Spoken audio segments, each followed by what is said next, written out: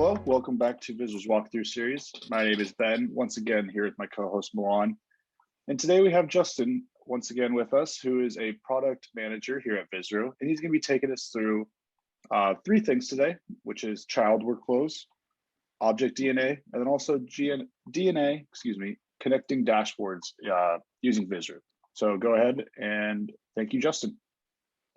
Yeah, hey guys. So first let's talk about child workflows. So a workflow is considered a child whenever it is being called from within another workflow. So that workflow is known as the parent, right? So in this way, it's easy to visualize in your mind what's happening. You have a parent workflow that calls a child workflow.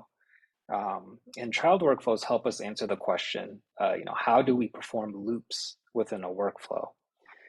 So to demonstrate, we're going to be adding an action button here to our data list that will allow us to bulk edit the status of our tasks. So currently we only have one way of editing a task's status, right? It's by clicking into a form and then changing the field. So now what we're going to be able to do is select multiple tasks and change all of their statuses at once.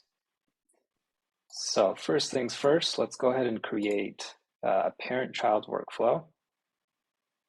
So let's go ahead and create the parent first. We'll call this parent. Then we'll go ahead and add a get parameters and save. Okay, so this is going to be our parent workflow.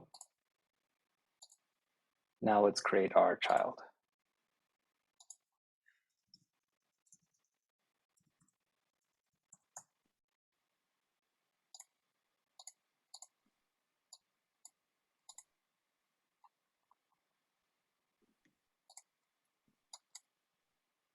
Okay, so once we have both of these workflows, let's go ahead and see.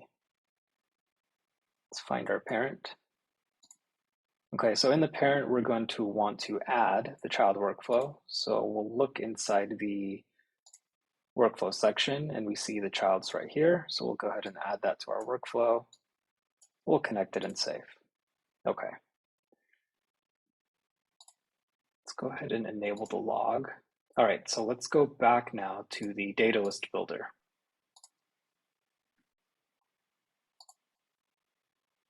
So we're going to want to add an action button. We'll call it change status. Okay, so there's our button. And then what we want to be able to do is add different options for each of the statuses. So first one will be in progress.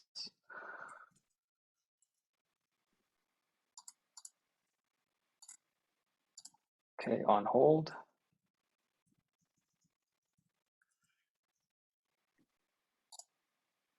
And completed. In this section, just to confirm, these are where we have buttons as well, just kind of that section, enable row selection with action buttons. Exactly, yeah. So we'll see in a second once I save how this will look like once it's rendered into the data list. Got it. Okay, so each of these options here, in progress, hold, and completed, can be moved under our main button change status. So by doing that, we can go to the left and then drag this over here, right under. So it becomes a sub option. Okay, and then now what we're going to want to do is whenever a user chooses one of these statuses, we're going to execute a workflow, which will be our parent workflow. So on all three of these, we'll go ahead and select our parent. All right, let's update and see what that looks like.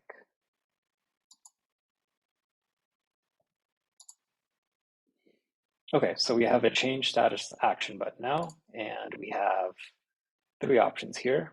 Let's see, in progress, hold. What happened to completed? Let's take a look. Because there's no alias. Okay.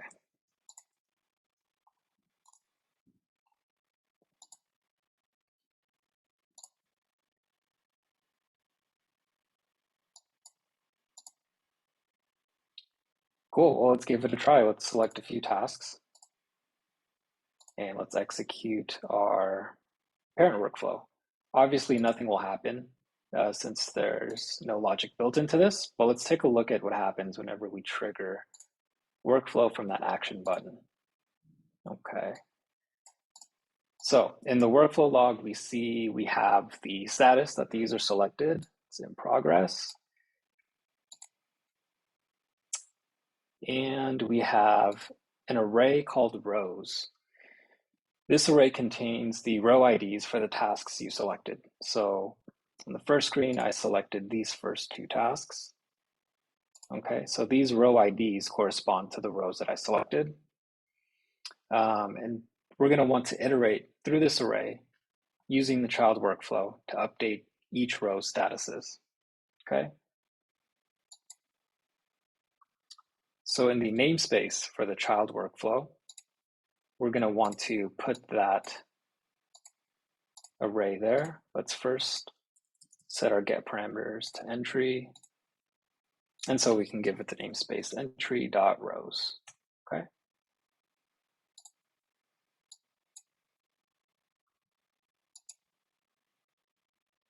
Okay, so now if we re-execute the parent workflow,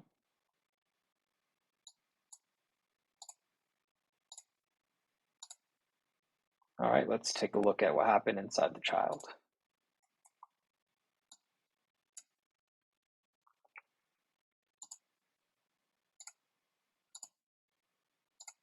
Oops, let's enable the log and try again.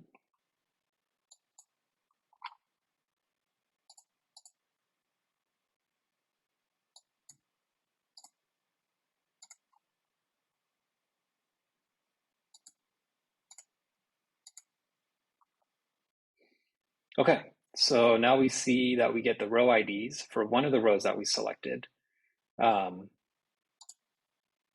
If we come back here to the parent, we see that it actually has two rows.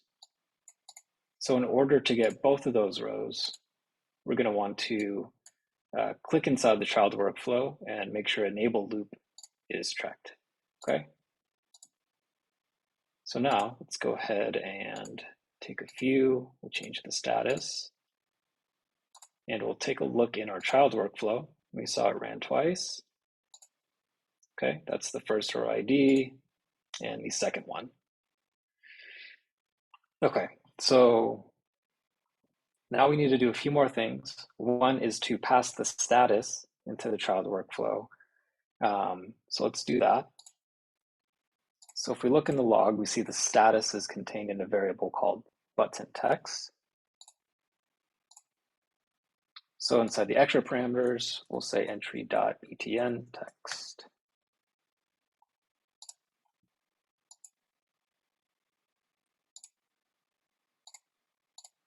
Let's re-execute and see if we get our status. Great.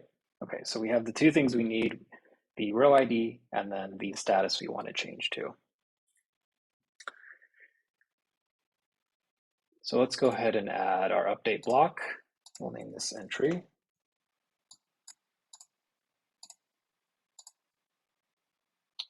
Right, and all we need is a spreadsheet update that will help us update our rows.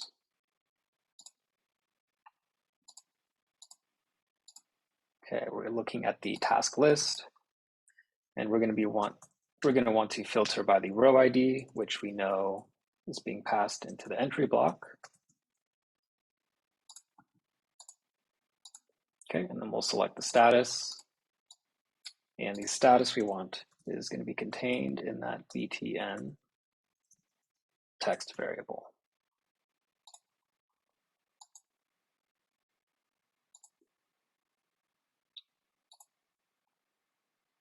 All right, so if we change the statuses now to on hold,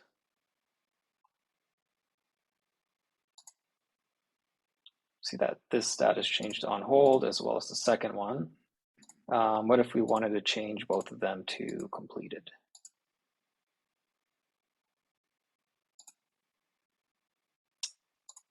And we can see both of them change to completed. Awesome. And it does that by triggering both the parent and child workflow. Very cool. Exactly, yeah. So you can think of the parent workflow as a helper. Basically, It says, okay, give me all the rows you want to update, and then I'll simply feed it into the child workflow one by one and update the statuses. Awesome. Cool. So moving on to the object DNA, this is useful for creating connections between spreadsheets. So this is very useful once you have or if you have a one-to-many mapping in different spreadsheets. So I've created a spreadsheet to help demonstrate this called files. So in our task list, we have a column called task ID, which is a unique identifier for our task.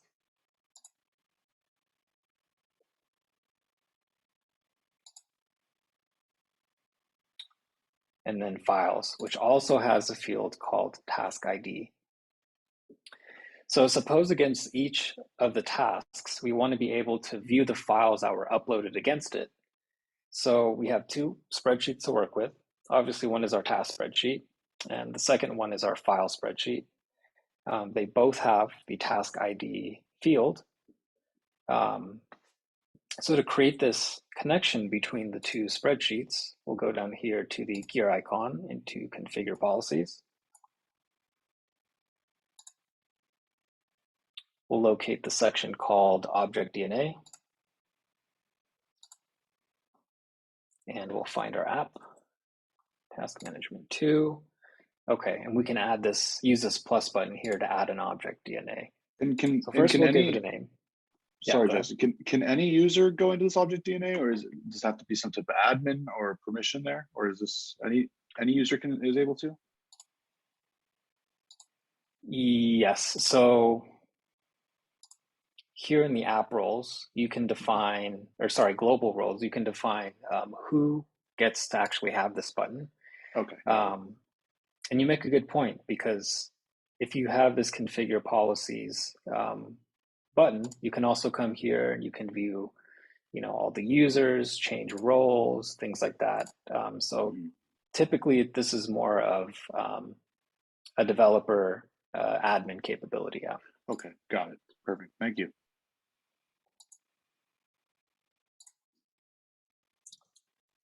All right, so we can give our object DNA a name, task ID. All right, so now we're going to want to select the objects, aka our spreadsheets, and which fields we want to link together. So our two, I said, was files, and we want our task ID. Second will be the task list and task ID. All right, we'll save that. So once our object DNA has been created, now we're able to use any of those fields in the spreadsheets in our form. So let's go to the form and let's take a look.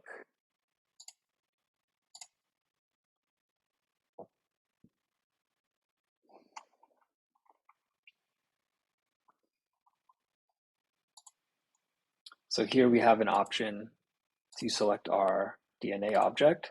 We'll go ahead and select task ID. And what you'll notice now is we're able to add fields from any spreadsheet that has the task ID object DNA. In our case, we have one inside the files. Right, so let's go ahead and add a new template, which will be in a grid view located here. Go ahead and drag that under the file upload option. Okay, and then we'll start adding a few of the fields, maybe FID and file name. All right, so if we'd update, let's take a look at what this will look like inside the form.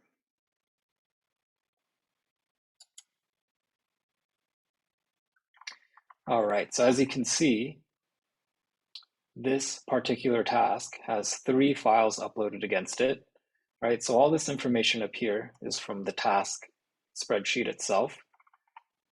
Down here, we created that object DNA to display the contents from another spreadsheet, which are the files uploaded against this particular task. Cool, so let's move on to the DNA concept, where we will link 2 different data lists between 2 different dashboards. So I have a dashboard here called Files.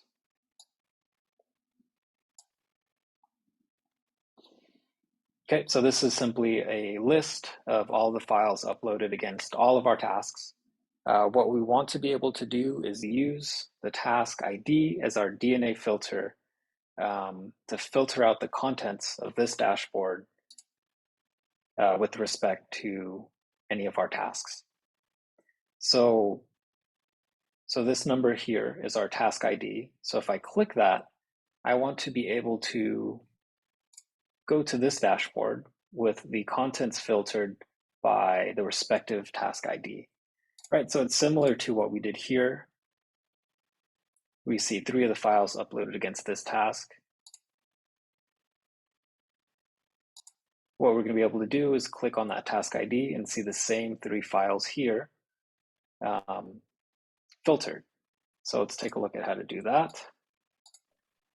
So at the end of the day, anything relating to DNA is to connect several elements together as within a specific application. Is that kind of like an overarching Exactly. theme? Yes. Okay.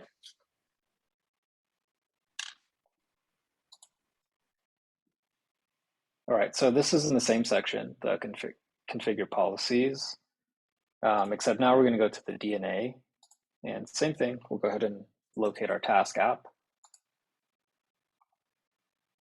Looks like I have one already, so I'll go ahead and delete it, and we'll add a fresh one. All right, we'll call this task ID. Now here with the DNA, you notice we have one more option, which is the dashboards. So I'll go ahead and choose files uploaded. My object, this is the data list, this is my file list, and the task ID field.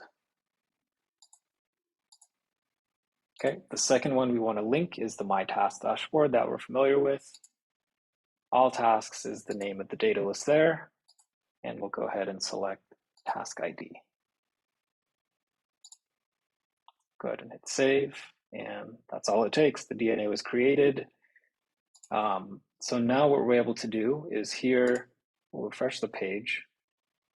And note, this will only work with a data list that does not have a form. So what I'll do is quickly disconnect the form so I can demonstrate this.